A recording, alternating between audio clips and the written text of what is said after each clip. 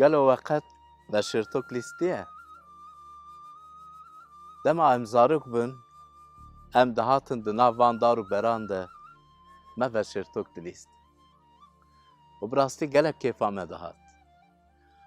Rojek hevalekî me hûn dabû li vir û em her yek bi alîkî ve em lê digeriyan. Bi rastîkî tirseke mezin ketibû dilê me. Lê me ew dît û hem kêfa me dihat, hem jî kêfa dê û bavê wî dihat. Niha em ê mesela kurê windaviyê bibêjin. Rojek mirovek hebû, gelek dewlemend bû û ev mirov du kurê wî hebû. Kurek jê rojek hat ber bavê xwe, got bavo ka para ku li min dikeve, tu malê bi me par ve bike, ez para xwe bigirim û herim. Îcar bav rabû para kurê xwe da wî û kur rabû çû welateke dûr. Bi jinan re, bi kêf û şahiyê de rabû hemû perê xwe qedan. Piştê tiştek pê re nema, rabû çû ciyekî din nihêrt mirovekî heye ji welatê wî û rabû li bawî dest bi kar kir. Li bera zandinêt. Îcar wexta ku zikê wî birçî bû, ew dixwest ku xwarina ku li ber bera zane, ew bi wan re bixwe. Lê bi rastî ew xwarin jî bi destê wî nediket. Ev kurik rabû fikirî, got eva çi ye bi xwe kir? Ez niha li mala bavê xwe bûma, min ê gelek di nav dewlemendiyê de bûma û gelek wê rewşa çêtir bûya. Got niha ez ê herim ba bavê xwe û bi hemû dilê xwe ez ê tobe bikim û di nav poşmaniyê de ez ê ji bavê xwe re bibêjim min bibexşîne ji ber ku min tiştekî nebaş kir. Rabû ket rê da ku here mala xwe. Îcar xulamê bavê wî ji dûr ve ew nas kirin û zû hatin xeberê dan bavê wî, gotin vaya kurê titê.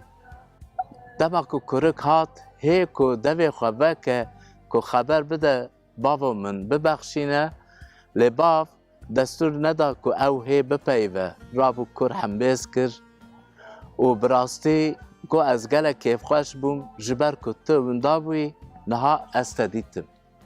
û rabû ji xulaman ra got rabin û xwarineke xweş hazir bikin, conega rabin jêk ser jêkin û stran dîlan bikin, şahiyê bikin ji ber ku ev kurê min windavî bû, niha ew hat. Dawiyê kurê din, ew cotkariyê dikir, ji kar dihat, xulamên wî rabûn jê re gotin vaya birayê te din ew hat û bi rastî ev dengê şahî, dengê dîlanê, ev ji bo wî ye.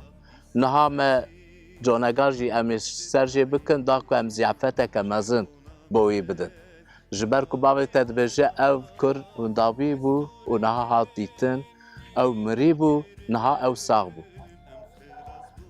Ev yek gelek zora birayê wî çû û hat li ber derî sekinî. Bav ew dît, hat bawî got kurê min eva çi ye? Lazim e ku îro em kêfxweş bin û kêfa me were. Kur bersiv da got çima bavo? Eva çend sal e ez ji te re xizmet dikim, lê ev kurê te para ku te da wî ew çû bi jinan re rabû rûnişt û hemû perê xwe qedan û niha vegeriya hat.